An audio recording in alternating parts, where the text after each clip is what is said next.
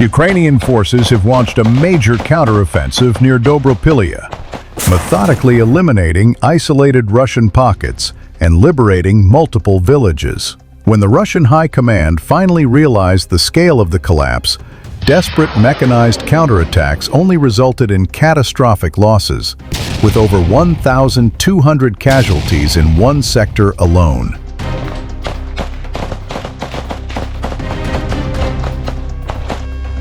The Ukrainian forces started eliminating the isolated pockets of Russian soldiers near Dobropillia one by one, liberating numerous villages in the process. The Russian High Command suddenly understood the real situation on the ground and launched desperate waves of mechanized attacks to reach and save the encircled troops.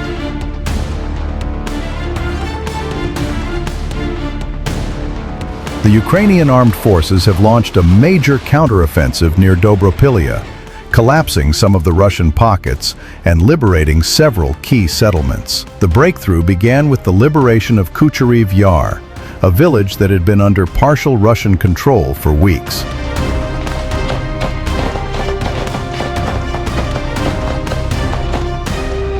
Ukrainian paratroopers from the air assault forces conducted the operation, evacuating 10 civilians under fire after coordinating their pickup via drone.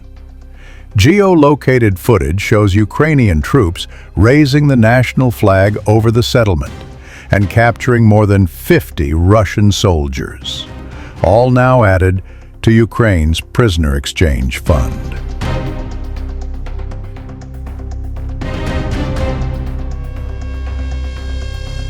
Momentum did not stop there, and Ukrainian troops advanced eastwards, liberating Zatishok and the surrounding territory.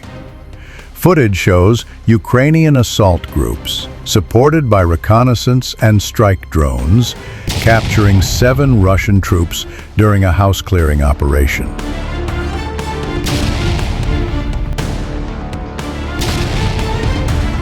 The General Staff reported that 44 Russian soldiers were killed, 8 wounded, and 9 captured during these attacks. Drone footage from these villages shows tree lines covered with Russian bodies, grim proof of the intensity of Ukrainian fire and precision.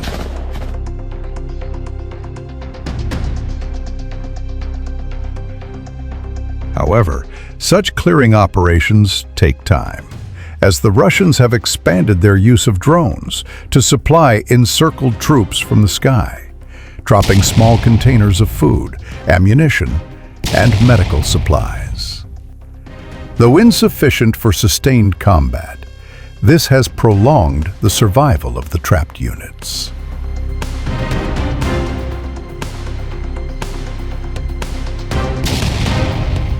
Moreover, the Ukrainians have avoided rushing in to prevent triggering the Russian High Command's attention.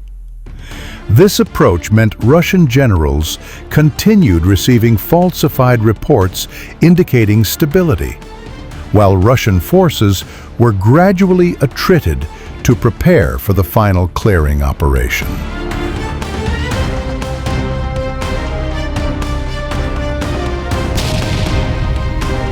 Local commanders, desperate to save their careers, sent several reinforcement attempts that only resulted in more massive losses. These localized decisions further weakened Russian cohesion and ensured Ukraine could dismantle the encircled formations methodically, one pocket at a time.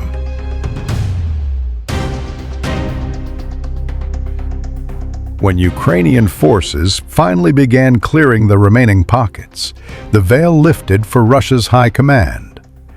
Overnight, what they believed to be secure positions rapidly vanished from the map, one after the other.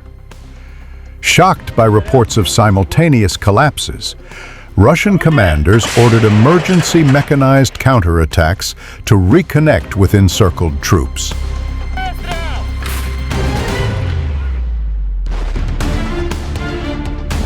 For 3 days, they launched assault after assault near Shakove, turning the area into a graveyard of armor.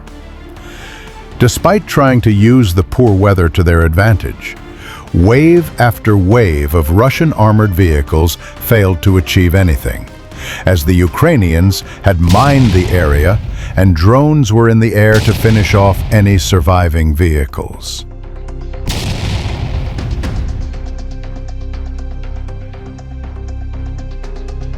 Ukrainian drones captured many Russian bodies in the aftermath. They tried to break through a narrow passage in the engineering barriers, but remained there forever.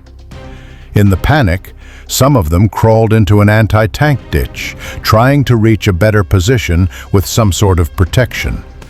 But they fell into a death trap with an elusive sense of cover.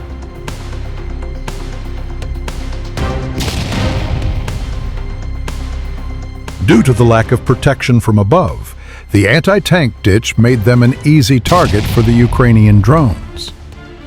Additional footage shows Ukrainian snipers now positioning themselves in recently liberated tree lines, setting up to rain down heavy fire on any Russian soldier moving into their field of vision. The Russian tactic to conceal battlefield realities from the high command has backfired spectacularly.